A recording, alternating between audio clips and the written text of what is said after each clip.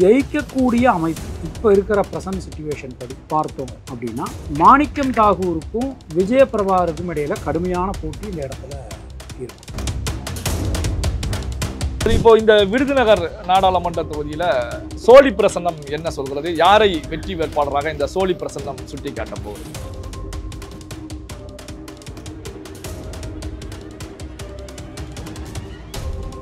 ஓரளவு ஜெயிக்கக்கூடிய விஷயங்கள், ஜெயிக்கக்கூடிய நபர்கள் யார் அப்படின்னு சொல்லி நம்ம வந்து பார்த்தோம் அப்படின்னா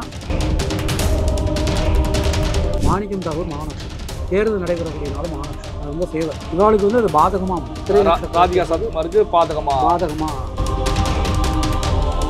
ஸோ இப்போ இதில் டஃப் கொடுக்கக்கூடியது அப்படிங்கிறது விஜயபிரபாகருடைய ஜாதகம் ரொம்ப டஃப்.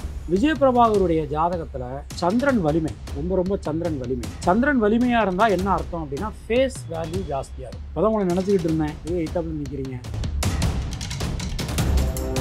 இந்த போட்டி களத்தில் நாம் தமிழருக்கு அங்கே வேலை இல்லை, நாம் தமிழர் ஒன்றுமே பெரிய லெவலில் பிரதிபலிக்க போகிறதே கிடையாது.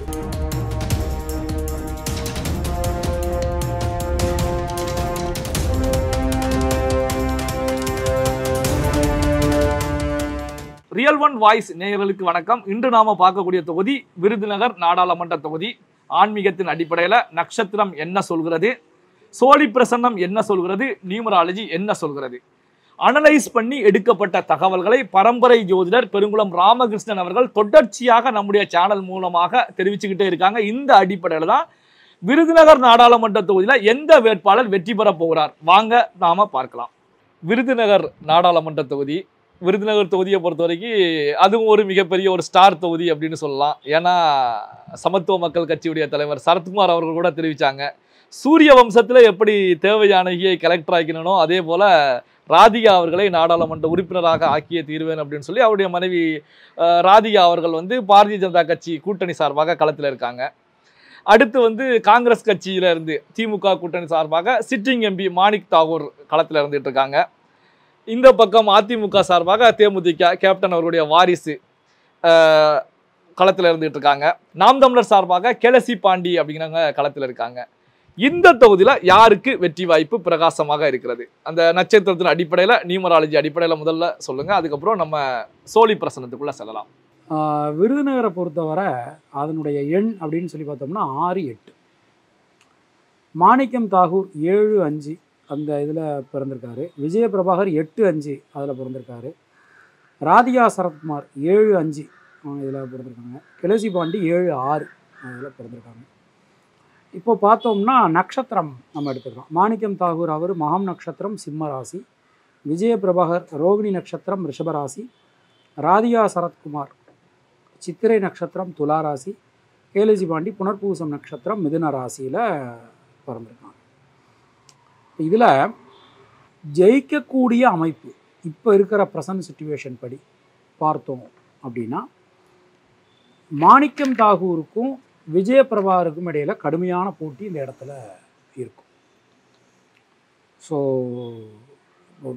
இதில் சித்திரை நட்சத்திரம் துலா ராசி ராதிகா சரத்குமார் இருந்தாலும் கூட கொஞ்சம் அது வந்து கொஞ்சம் டஃப்பாக இருக்குது. அவளுடைய ஜாதகம் வந்து கொஞ்சம் இது நட்சத்திரத்தின் அடிப்படையிலையா நியூமராலஜி? நட்சத்திரத்தின் அடிப்படையில் நியூமராலஜி ரெண்டு இதுலேயும் வந்து கொஞ்சம் கஷ்டமாக தான் இருக்குது.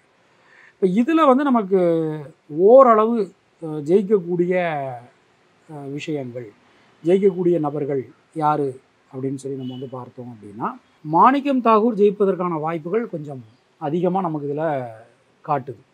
இப்போ இதில் வந்து நீங்கள் ஒரு விஷயம் சொன்னீங்க, ஸ்டார் கேண்டிடேட் ராதிகா சரத்குமார் அப்படின்னு சொல்லி நீங்கள் வந்து சொன்னீங்க. பட்டு டஃப்பு கொடுக்கக்கூடிய அளவுக்கு அவளுடைய ஜாதக அமைப்பு இல்லை. அது எந்த அடிப்படையில்? ஜாதக அடிப்படையில் நட்சத்திரம் வந்து தேர்தல் நடைபெறக்கூடிய தேதி அன்னைக்கு அகெயின்ஸ்டாக இருக்கிறதா? மாணிக்கம் தாகூர் மகா நட்சத்திரம், தேர்தல் நடைபெறக்கூடிய நாளும் மகா நட்சத்திரம், அது ரொம்ப ஃபேவர்.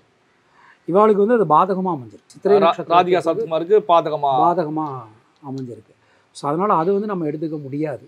ஸோ இப்போதைக்கு நம்ம பார்க்குறது மகம் நட்சத்திரம் சிம்மராசி மாணிக்கம் தாகூர் 7, 5 இதில் வந்து அவங்க வந்து ஜெயிப்பதற்கான வாய்ப்புகள் ஜாஸ்தியாக இருக்குது. இப்போது மாணிக்கம் தாகூர் அவர்களை பொறுத்த வரைக்கும் அங்கு எளிதாக வெற்றி பெறுவாரா, இல்லை களம் வந்து ஒரு கடினமாக இருக்குமா? அதாவது ஆப்போசிட் கேண்டிடேட் வந்து யாராவது டஃப் கொடுப்பாங்களா? மாணிக்கம் தாகூர் வெற்றி பெற்ற எல்லா நேரத்துலையுமே நீங்கள் போய் பாருங்கள், ஈஸியாக அவர் ஜெயிச்சதே கிடையாது. உங்களுக்கு ஞாபகம் இருக்கும்னு நினைக்கிறேன், வைகோ ஒரு தடவை அந்த தொகுதியில் போட்டிட்டார். வைகோனுடைய ராசி சிம்ம ராசி, நமக்கு எல்லாருக்குமே தெரிஞ்சது தான். இவரும் சிம்ம ராசி. ஸோ அது வந்து 2 சிங்கங்கள் கரெக்டாக மோதுவது மாதிரி ஒரு டைம் இருந்தது. மாணிக்கம் தாகூர் ஜாதகத்தில் ஒரு அவள் ஜாதகத்தை அனலைஸ் பண்ணும்போது பார்த்தீங்கன்னா ஒரு விஷயம் ஜாதகத்தில் இருக்குது. அவருடைய ஜாதகம் வந்து ரொம்ப ரொம்ப ஸ்ட்ராங்கான ஜாதகம். ஸோ யார் இவரை எதிர்த்து பேசுகிறாங்களோ இல்லை இவரை எதிர்த்து போட்டிடுறாங்களோ அவங்க வந்து டம்மி ஆயிடுவாங்க. அந்த மாதிரி ஒரு அமைப்பு மாணிக்கம் தாகூர் ஜாதகத்தில் நமக்கு இருக்குது. ஸோ இப்போ இதில் டஃப் கொடுக்கக்கூடியது அப்படிங்கிறது விஜயபிரபாகருடைய ஜாதகம் ரொம்ப ரொம்ப டஃப் ஜாதகம். விஜயபிரபாகருடைய ஜாதகத்தில் சந்திரன் வலிமை ரொம்ப ரொம்ப சந்திரன் வலிமை. சந்திரன் வலிமையாக இருந்தால் என்ன அர்த்தம் அப்படின்னா ஃபேஸ் வேல்யூ ஜாஸ்தியாக இருக்கும். இப்போ தான் உங்களை நினச்சிக்கிட்டு இருந்தேன், எய்த்தாப்பில் நிற்கிறீங்க அப்படின்னு முகத்துக்கு நேரம் உங்களை இப்போ ரொம்ப ரொம்ப கோபமாக இருப்போம், ஒருத்தர் முகத்தை பார்த்தா சாந்தமாகிடும் அந்த மாதிரி. ஸோ விஜயபிரபாகருடைய ஜாதகத்தில் சந்திரன் ரொம்ப ரொம்ப ஸ்ட்ராங். அந்த சந்திரன் ஸ்ட்ராங்காக இருக்கிறதுனால மாணிக்கம் தாகூர் ரொம்ப எளிதில் ஜெயிச்சிடவே முடியாது. இதுக்கு முன்னாடி அவரை எதிர்த்தவங்களெல்லாம் வீக் கேண்டிடேட்ஸ். இவருடைய ஜாதகம் வந்து அதை வந்து சாப்பிட்டுருச்சு. ஆனால் இப்போ பொறுத்தவரை விஜயபிரபாகர் ஜாதகம் ரொம்ப ரொம்ப ஸ்ட்ராங். அப்போது இந்த விருதுநகர் தொகுதியில் தேமுதிகவுக்கும் காங்கிரஸுக்கும் இடையில தான் ஒரு பலமான போட்டியாக இந்த களம் அமைய போகிறது. ஆமாம் ஆமாம், நிச்சயமாக 100% அதில் எந்த சந்தேகமும் வேண்டாம். அப்போது சரத்குமார் அவர்கள் கண்ட கனவு வந்து கனவாகத்தான் போக போகிறது. அதாவது சூரிய வம்சம் படத்தை போல எம்பி ஆக்க முடியாது. இல்லை, இதை மீறி ஆச்சுன்னா ரொம்ப சந்தோஷம், வேறு ஒன்றும் இல்லை. ஏன்னா இப்போ நம்ம இது இப்படி வச்சுக்கலாம், அதாவது 33 33 33 அப்படி வேணால் வச்சுக்கலாம். இப்போ 100 ஓட்டு விழுந்ததுன்னா 33 ஓட்டு மாணிக்கம் தாகூருக்கு, 33 ஓட்டு விஜயபிரபாகருக்கு, 33 ஓட்டு ராதிகா சரத்குமாருக்கு அப்படி கிடைக்க வாய்ப்பு இருக்குது. மீதி 1 ஓட்டு நாம் தமிழருக்கு கிடைக்க வாய்ப்பு இருக்குது 100 ஓட்டில். அப்போ இதில் வந்து ஜெயிக்கிறது அப்படின்னு சொல்லி பார்க்கும்போது மாணிக்கம் தாகூருக்கு அது வாய்ப்புகள் ரொம்ப ரொம்ப ஜாஸ்தியாக இருக்குது. அரசியல் ரீதியாக சொல்கிறேன், ஜோதிடத்தை விட்டுட்டு அரசியல் ரீதியாக சொல்கிறேன். நிறைய இடங்களில் மாணிக்கம் தாகூர் மேலே கடுமையான இல்லை, அதுதான் ஏன்னா சிட்டிங் எம்பியாக இருக்கிறதுனால அதிருப்தியும் பயங்கரமான அதிருப்தி இருக்கிறது உண்மை.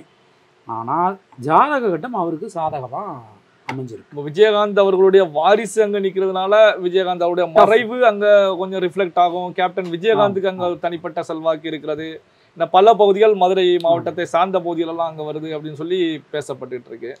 ஸோ இருந்தாலும் மாணிக் தாகூருக்கு டஃப் தான் விஜயபிரபாகர் அவர்கள் கொடுப்பாங்க, கண்டிப்பாக டஃப் கொடுக்கும். சரி, இப்போ இந்த விருதுநகர் நாடாளுமன்ற தொகுதியில் சோழி பிரசன்னம் என்ன சொல்கிறது? யாரை வெற்றி வேட்பாளராக இந்த சோழி பிரசன்னம் சுட்டி காட்ட போகிறது?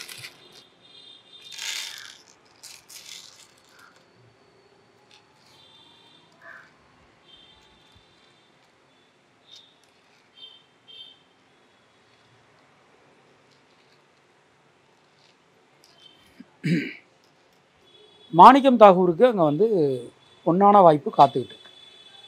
அப்போ எளிதா மாணிக்கம் தாகூர் வந்து விருதுநகர்ல வெற்றி பெற்றுவாங்க. போட்டி கடுமையானதாக இருந்தாலும் எளிதில் வெற்றி பெற முடியாது. கடுமையான போட்டி, மிக கடுமையான போட்டி. அதாவது இப்போ ஒரு ஒரு ஒரு விஷயம், இப்போ ஏதோ ஒரு தொகுதிக்கு நம்ம பார்த்து சொன்னோம், ரொம்ப எளிதாக வென்றலாம் அப்படின்னு சொல்லி சொன்னோம் இல்லையா, அந்த மாதிரி கிடையாது. ரொம்ப கடுமையான போட்டியை இவங்க வந்து சந்திக்க வேண்டியிருக்கும். இவங்க டிஃபரன்ஷியேட் வந்து எத்தனை % அப்ராக்சிமேட்லி இருக்கு? அதிகபட்சம் 5%லேருந்து 10%. அதுக்கு மேலே இருக்க வாய்ப்புகள் இல்லை. இந்த போட்டி களத்தில் நாம் தமிழருக்கு அங்கே வேலை இல்லை. நாம் தமிழர் ஒன்றுமே பெரிய லெவலில் பிரதிபலிக்க போகிறதே கிடையாது. கண்டிப்பாக கிடையாது. வெற்றி தோல்வியை நிர்ணயிக்க மாட்டாங்க, அந்த அளவுக்கு தான் ஓட் % வாங்குவோம். விருதுநகர் நாடாளுமன்ற தொகுதியை பொறுத்த வரைக்கும் ஆன்மீக அடிப்படையில், நட்சத்திரத்தின் அடிப்படையில், நியூமராலஜி அடிப்படையில், சோழி பிரசன்னத்தின் அடிப்படையில் அனலைஸ் பண்ணப்பட்ட தகவல்களை பரம்பரை ஜோதிடர் பெருங்குளம் ராமகிருஷ்ணன் அவர்கள் உங்கள் முன் வச்சாங்க. இந்த தொகுதியை பொறுத்த வரைக்கும் தற்போதைய நிலையில் சிட்டிங் எம்பியாக இருக்கக்கூடிய காங்கிரஸ் கட்சியை சேர்ந்த மாணிக் தாகூர் அவர்கள் தான் முன்னிலையில் இருந்துகிட்டு இருக்காங்க. கடுமையான போட்டி இருந்தாலும் இறுதியில் வெற்றி வாய்ப்பு மாணிக் தாகூர் அவரிடம்தான் செல்ல போகிறது அப்படிங்கிற தகவல்களை பகிர்ந்திருக்காங்க. இது போன்ற பல்வேறு தகவல்களை நம்முடைய வாசகர்களோடு பகிர்ந்து கொண்டதற்கு நன்றி.